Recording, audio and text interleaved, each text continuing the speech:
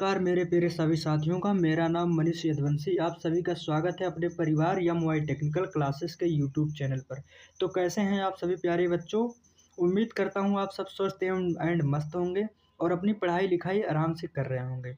तो दोस्तों, जैसा कि हम लोग बात करने वाले हैं जो चैप्टर 5 यानी अप्लाइड फिजिक्स फर्स्ट जो होता है, चैप्टर 5 यानी प्रॉपर्टी ऑफ मैटर। इसके पहले दोस्तों हम लोगों ने एक लेक्चर कंप्लीट कर चुके हैं। अगर आप लोगों ने उस वीडियो को नहीं देखा है तो इस वीडियो के डिस्क्रिप्शन लिंक में उसका लिंक मिल जाएगा, या प्लेलिस्ट भी बना दी है, वहाँ से आप लोग जाके देख लीजिएगा दोस्तों। तब एकदम पूरा जीरो से लेके हीरो लेवल तक एकदम बताया गया है दोस्तों। बस आप लोग क्या करिएगा दोस्तों, जाके वीडियो को शेयर करिएगा, उसके बाद जाके वीडियो को देखिएगा दोस्तों। एकदम बहुत मोस्ट इंपॉर्टेंट लेक्चर हुआ है आप लोग के लिए दोस्तों। एकदम जीरो लेवल से हीरो लेवल तक उसमें पढ़ाया गया है दोस्तों, एकदम पूरा डिटेल में बताया गया है, ठीक है, बात किया गया है। तो आज इसका लेक्चर यानी चैप्टर 5 जो होता है प्रॉपर्टी ऑफ मैटर का दोस्तों हम लोगों का लेक्चर 2 होने वाला है। ये ऑल ब्रांचेज के लिए दोस्तों कॉमन सब्जेक्ट होता है, ठीक है। अगर आप चैनल पर नए हैं तो प्लीज़ चैनल को सब्सक्राइब कर लीजिए और बेल आइकन का बटन ज़रूर दबाइएगा, जिससे कि हमारा आने वाला नेक्स्ट वीडियो का नोटिफिकेशन आप तक तुरंत पहुँचे। तो चलिए दोस्तों, ये बिना कुछ देरी किए हुए वीडियो को स्टार्ट करते हैं। उम्मीद करता हूँ कि आप लोग पेन और कॉपी लेके ज़रूर बैठे होंगे दोस्तों। उसके बाद वीडियो को क्लोज करके आप लोग जो होता है नोट्स एकदम पूरा प्रॉपर बनाएंगे। तो चलिए दोस्तों, आज हम लोग बात करते हैं यानी types of modules of elasticity, यानी प्रत्यास्था गुणांक जो होता है, यानी प्रत्यास्था गुणांक के प्रकार क्या होते हैं, यानी types of modules of elasticity. दोस्तों आपके एग्जाम के पॉइंट ऑफ व्यू से मोस्ट इंपॉर्टेंट ये टॉपिक है दोस्तों, 100% आपके एग्जाम में छपने वाला क्वेश्चन है।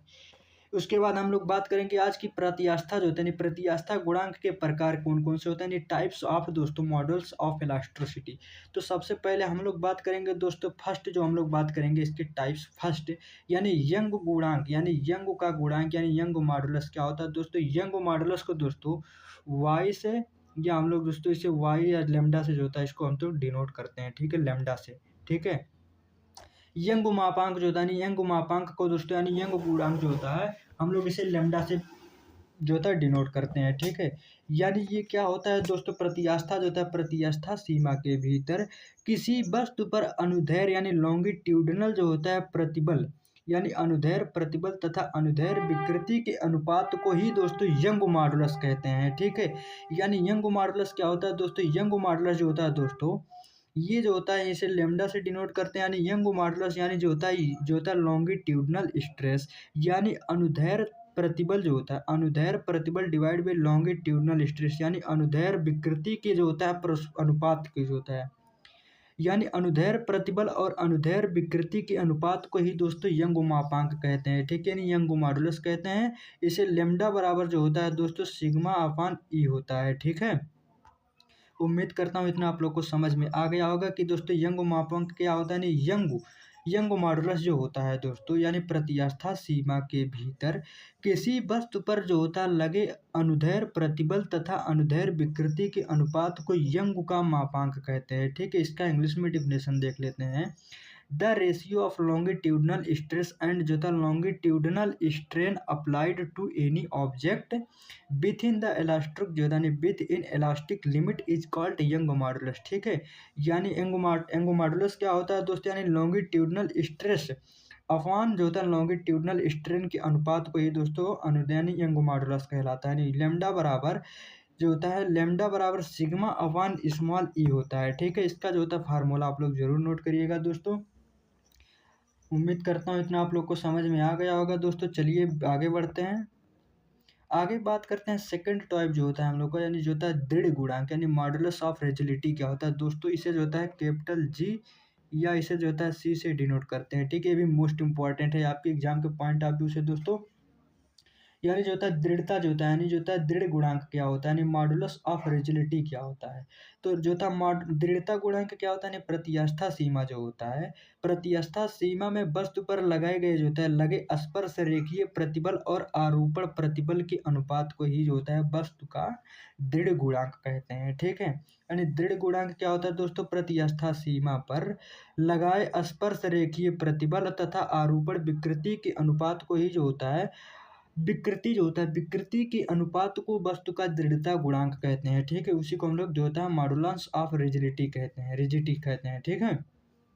यानी दृढ़ता गुणांक क्या होता है दोस्तों? प्रतिस्थापन सीमा जो होता है, प्रतिस्थापन सीमा पर वस्तु पर लगे स्पर्श रेखीय प्रतिबल और आरूपण प्रतिबल के अनुपात को ही वस्तु का जो होता है दृढ़ता गुणांक कहते हैं। इसका इंग्लिश में डिफिनेशन देख लेते हैं दोस्तों, यानी द रेशियो जो होता है, द रेशियो ऑफ जो होता है tangential stress and shear stress applied to any object within elastic limit is called the जो होता है coefficient of rigidity of object होता है। ठीक है, उम्मीद करता हूँ इतना आप लोग को समझ में आ गया होगा। चलिए दोस्तों आगे बढ़ते हैं। तीसरा नंबर पे हम लोग जो पढ़ेंगे दोस्तों, यानी बल्क मॉडुलस होता है, यानी बल्क जो होता है, यानी बल्क गुणांक या आयतन प्रतिस्थापन गुणांक। इसे इंग्लिश में बोला जाता है बल्क मॉडुलस, और जो होता है यानी वॉल्यूम जो होता है इलास्टोसिटी कोफिशिएंट क्या होता है, मोस्ट इंपॉर्टेंट होता है। ये क्या होता है दोस्तों, प्रतिस्थापन सीमा जो होता है, प्रतिस्थापन सीमा में किसी वस्तु पर लगाए गए प्रतिबल तथा उससे उत्पन्न आयतन की विकृति के अनुपात को ही बल्क मॉडुलस कहते हैं दोस्तों।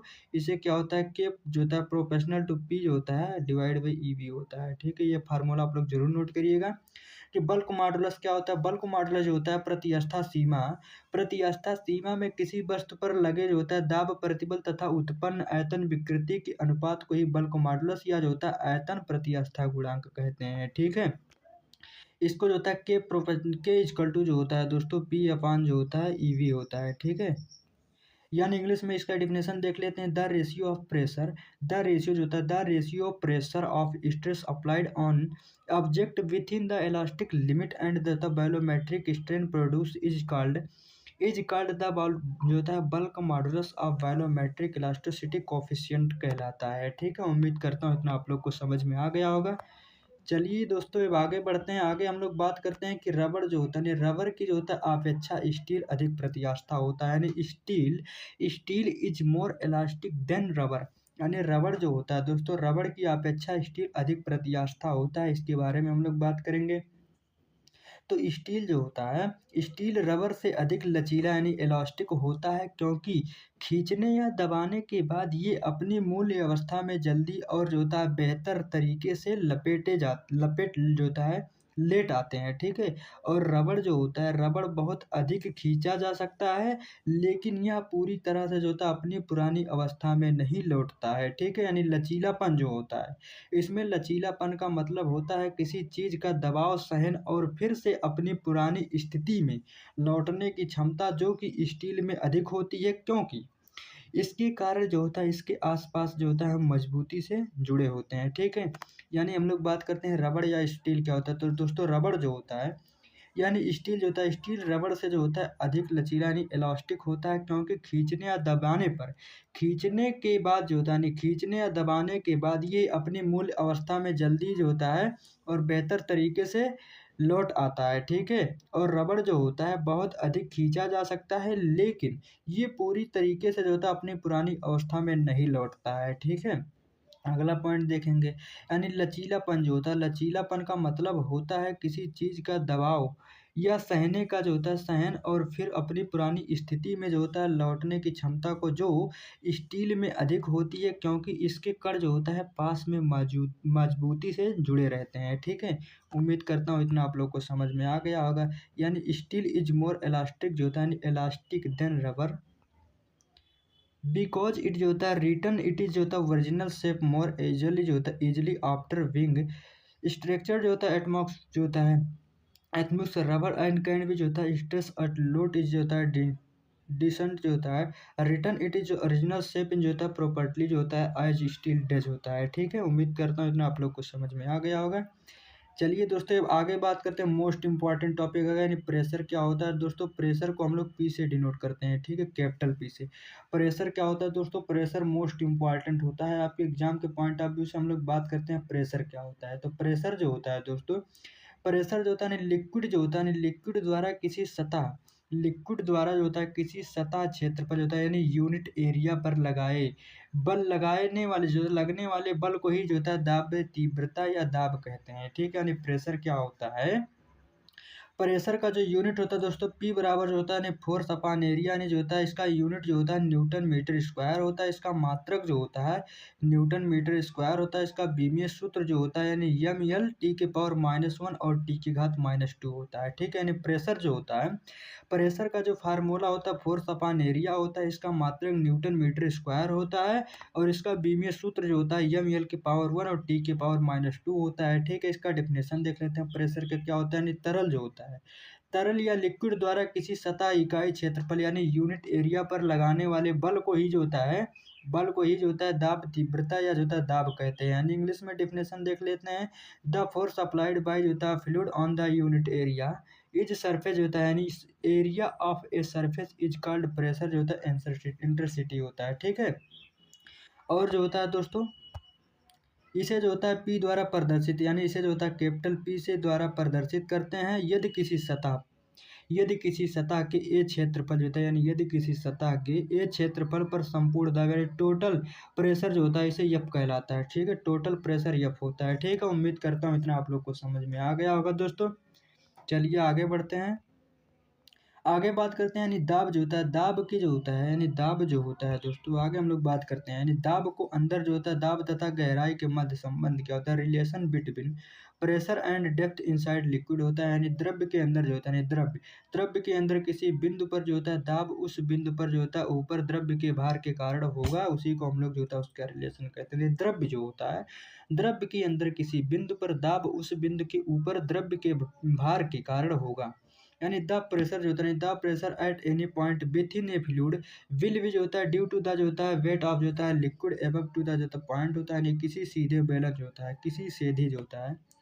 किसी सीधे बेलन यानी राइट सिलेंडर जो होता है में ऊंचाई h तक जो होता है द्रव्य भरा जाता है तो द्रव्य का घनत्व जो होता है यानी जो होता है सिग्मा जो होता है लैम्डा होता है। ठीक है, इसकी जो होता है डेंसिटी होती है यानी डेंसिटी ऑफ एच भार जो होता है यानी डब्ल्यू ओमेगा होता है। उसके बाद तथा बेलन का जो होता है बॉटम जो होता है यानी बेलन का बॉटम क्षेत्रफल ए से जो होता है गुरुत्वीय त्वरण यानी जी होता है। ठीक है, यानी किसी सीधे बेलन में एच ऊंचाई तक द्रव्य भरा जाता है तो द्रव्य का घनत्व जो होता है आपेक्ष भार डब्ल्यू ओमेगा तथा बल की जो होता है तली बॉटम का क्षेत्रफल एक गुणनफल के जो होता है गुरुत्वीय त्वरण जी का मान बराबर होता है। ठीक है, उम्मीद करता हूँ इतना आप लोग को समझ में आ गया होगा बाबू। चलिए अब आगे बढ़ते हैं। जैसे कि दोस्तों इसका घनत्व जो डेंसिटी होता है तो डेंसिटी का फार्मूला होता है द्रव्यमान बटे आयतन होता है। ठीक है, इसे जो होता है इसे जो कहते हैं डिनोट जो होता है इसे डेल्टा जो होता है जैसे डेल जो होता है इसे डेल एम बाई वी कहते हैं। जैसे एम जो होता है रे इंटू वी होता है तो इसका जो होता है इतना हो जाता है। फिर इससे पानी का भार जैसे जो होता है अगर पानी का भार होता है डब्ल्यू बराबर एम जी होता है तो डब्ल्यू बराबर रो जो होता है यानी डब्ल्यू बराबर रो इंटू एच जी होता है। ठीक है, यानी दाब जो होता है प्रेशर बराबर दोस्तों वर्क अपॉन एरिया होता है तो इसमें रो इंटू एच जी तो ए से ए कट जाएगा बचेगा पी प्रेशर बराबर रो जी एच बचेगा। ठीक है, जैसे कि कोई कंटेनर है, कंटेनर में अगर दोस्तों जल पूरा भरा हुआ है इसकी ये हाइट तक तो इसका जो होता है एरिया तो ए होगा, इसकी जो होता है डेंसिटी जो होता है यानी रो होती है। ठीक है, उम्मीद करता हूँ इतना आप लोग को समझ में आ गया होगा दोस्तों। चलिए अब आगे बढ़ते हैं। आगे हम लोग बात करते हैं कि दाब जो होता है यानी दाब के अंदर एच ऊंचाई पर किसी बिंदु पर दाब की तीव्रता जो होता है और दाब के घनत्व रो और गुरुत्वीय त्वरण जी के तथा जो होता है उसके बिंदु तल में से जो होता है गहराई का गुणनफल के बराबर होता है तो इसे जो होता है पी बराबर जो होता है रो जी एच होता है। ठीक है, पी बराबर जो होता है रो जी एच होता है। ठीक है, उम्मीद करता हूँ इतना आप लोग को समझ में आ गया होगा। यानी किसी भी द्रव्य के जो होता है रोजी किसी भी द्रव्य के जो होता है रोजी का मान स्थिर यानी कांस्टेंट रहता है तो P बराबर रोजी एच तो यानी P प्रोपोर्शनल टू जो होता है P प्रोपोर्शनल टू दोस्तों यानी हाइट होता है यानी प्रेशर जो होता है हाइट के प्रोपोर्शनल टू होता है। ठीक है, उम्मीद करता हूँ इतना आप लोग को समझ में आ गया होगा। वीडियो को पसंद आया होगा दोस्तों प्लीज़ चैनल को सब्सक्राइब करिएगा और वीडियो को लाइक करिएगा और बेल आइकन का बटन ज़रूर दबाइएगा जिससे कि हमारा आने वाला नेक्स्ट वीडियो का नोटिफिकेशन आप तक तुरंत पहुँचे। तो अगर आप लोगों को किसी भी तरह का डाउट है तो दोस्त आप लोग कमेंट करिएगा, मैं रिप्लाई ज़रूर देंगे। फिर मिलते हैं कल और एक नई वीडियो के साथ, तब तक के लिए जय हिंद जय भारत।